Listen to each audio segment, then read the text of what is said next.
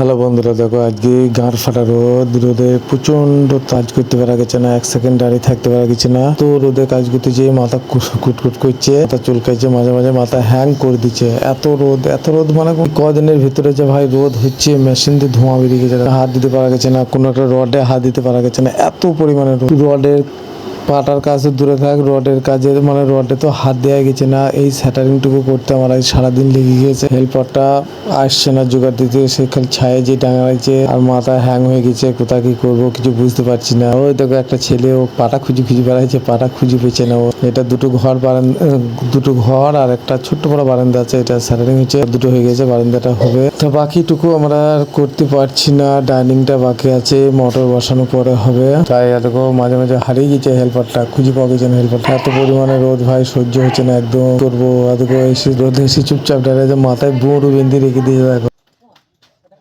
কি করবো, গরিব। তা বন্ধুরা, ভিডিওটা তোমরা বেশি বেশি করে শেয়ার করবে। আর এত রোদে কাজ করতে কার কার কষ্ট হচ্ছে একটু কমেন্ট বক্সে জানাবে। ভিডিওটা শেয়ার দিবে বেশি বেশি করে। আর হাতুড়িটা এক সেকেন্ড মানে যদি রোদে রেখে দেওয়া হয়েছে, তার মানে ধরতে পারা গেছে না, এত পরিমাণে রোদের তাপ। তাই ভাবছি কাল থেকে আর কাজে আসবো না, দুদিন ছুটি করবো। শরীরটা একবারেই ক্লান্ত হয়ে গিয়েছে। আর কি বলবো, বলার মতো ভাষা আমার কাছে নেই। বন্ধু দেখো কি অবস্থা, দেখো গরমে মাথা শুধু কুটকুট করছে। ওই দেখো দেখো মাথা চুলকাইছি, মাথা চুলকানো অভ্যাসটা গেল না। আর আমার এখানে কটা হেল্পার লাগবে, দুটো হেল্পার লাগবে। যদি কেউ কাজ করতে চাও আমাকে কমেন্ট বক্সে জানাবে, আমি তার সাথে যোগাযোগ করে নেবো, ঠিক আছে? যদি ইচ্ছা থাকে কাজ করা, মজুরি আমি ওটা ফোনে কন্ট্যাক্ট করে নেবো, এখন আমি বলছি না। যদি কারো কাজ করার ইচ্ছা থাকে কমেন্ট বক্সে জানাবে, আমার হেল্পারের খুবই দরকার।